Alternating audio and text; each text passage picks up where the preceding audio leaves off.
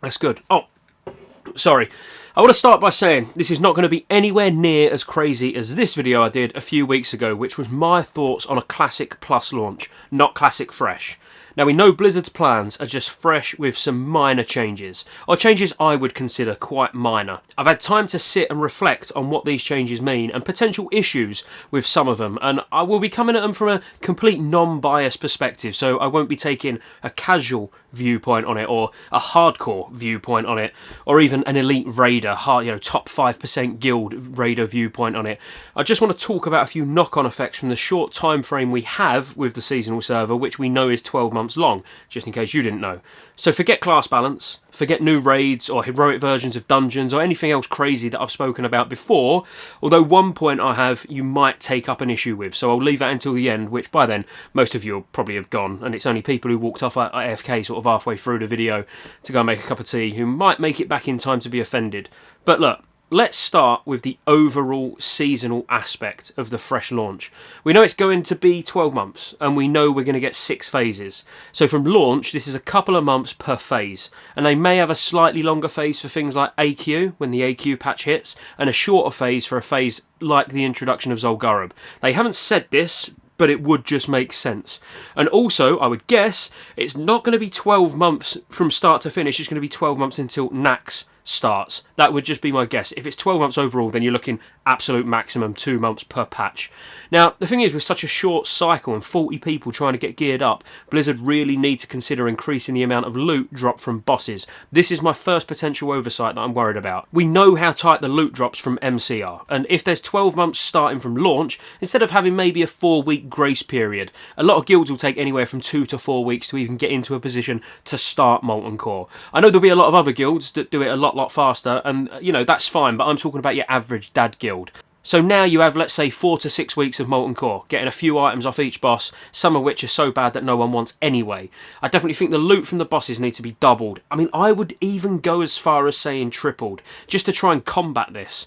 Also, seeing that amount of loot from bosses and everyone getting epics quickly, it'll probably make it a more enjoyable experience anyway. And as I say, a lot of it's useless, so it's not like it's all going to get used. Likewise, when it comes to loot, you know as well as I do that bindings are so RNG. You could have 4 Thunder Furies in one raid group, or another raid group who have raided it week in, week out, and not even completed one yet.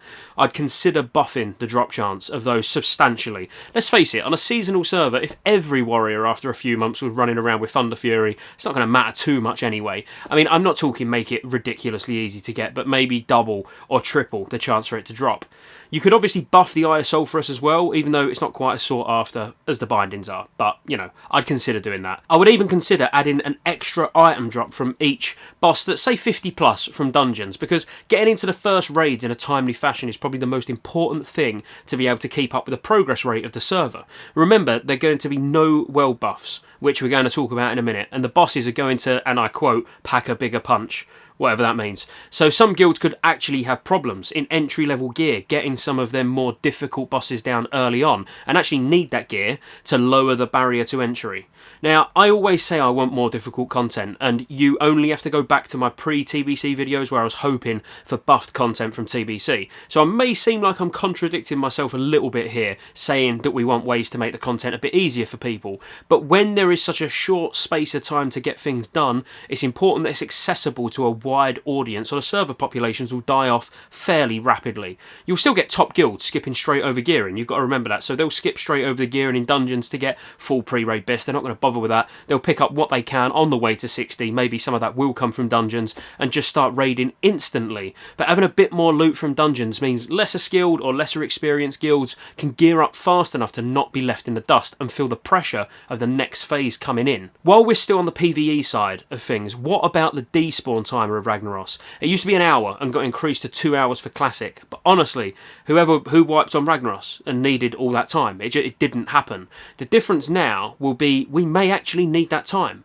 and if we get into Ragnaros and then it despawns after an hour or two of progression, and honestly, I am speaking worst case here and saying that it has substantial enough buffs to it, and the lack of world buffs makes that much more difference, and it actually makes the content challenging. This could lead to a lot of frustration, because once again, it's a race against the clock until the next phase comes. I personally would recommend not having a despawn timer at all, but would be interested on your thoughts on this one as well, because we might not have an issue. No one might have an issue with Ragnaros, but if it genuinely was that bit more difficult and world buffs have that much of an effect, could see guilds struggle. I mentioned world buffs a minute ago, so we might as well start there. We definitely need some clarification around what constitutes a world buff. You may think that could be obvious, and it's anything you can get outside of a raid, but they may consider it more the buffs that are organised across servers, so specifically the head buffs or the Heart of Hakkar. Things like Songflower and Dark Moon Fair buffs, and maybe even tribute buffs, could potentially still work. I would generally be interested in hearing your thoughts on these, because I would personally prefer no world buffs at all. But when it comes to Blizzard, it's hard to know what their thoughts are, mainly because they don't actually communicate with us particularly openly or at all, I suppose. Yeah, moving on. The big one, the honour system. This is actually one of the ones I ordinarily don't care about, but with only a 12-month server, having the honour system as it was in Classic is kind of bonkers to me. It could take you such a decent-sized portion of the launch to get Grand Marshal or High Warlord, if that's what you want to do, that you'll miss out on lots of other content, because it's moving so fast. I really feel unless they change this, they could be missing an opportunity to really get the PvP system in a great place for future seasons to come, to pull people back. I mean, why they haven't added arenas is completely beyond me, especially on the basis the TBC pre-patch, which we've had before, twice, and had level 60 arenas, so why wouldn't we get them now? You know, that doesn't make sense to me. Then really, to close on some of the things that aren't a big deal for most of you, and is a game changer for the classic hardcore community, the leveling process. Now, we know it's going to take a TBC style leveling approach in regards to the speed that is increased from quest experience, so it'll be in line with TBC. But what about the other things around this topic, like extra flight paths introduced in places such as the Rebel Camp in STV? Will they be there? I understand the increase in levelling speed being a thing, and if I'm honest, the levelling is a long slog. We all know that. And whilst it will ruin the levelling experience to some of those who love the game as it was, but the honest truth is, when it's only going to be around for 12 months, the game isn't what it was. We have to look at this as a different entity. So looking at it from that perspective, having the extra flight paths in makes sense, as does the group quests change to being soloable, like they were in TBC. So the elite quest hubs, like the ones in Hinterlands, which if you was levelling you would ordinarily skip because you couldn't do them on your own, they should all be non-elites, like they are now in Classic TBC. And also introducing the extra quest hubs, like that of Duskwallow Marsh, for example. It also makes sense in my eyes, so you get all the levelling experience sort of increased to the TBC state. You've got to remember, all of this is just my opinion, and on the whole affair, you know, some of you might agree, some of you might agree with some of it, maybe none of it.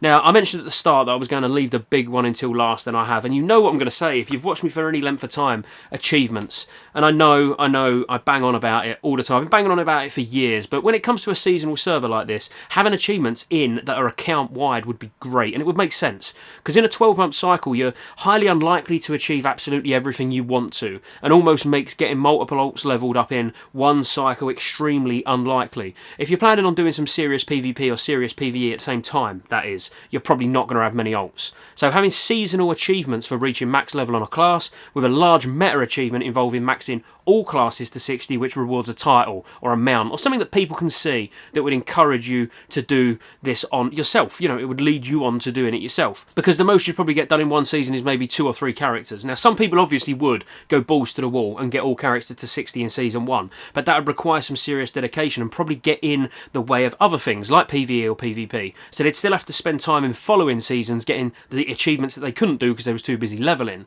This is just a thought. It's one that I think would really make sense and really add a bit more spice to seasonal servers.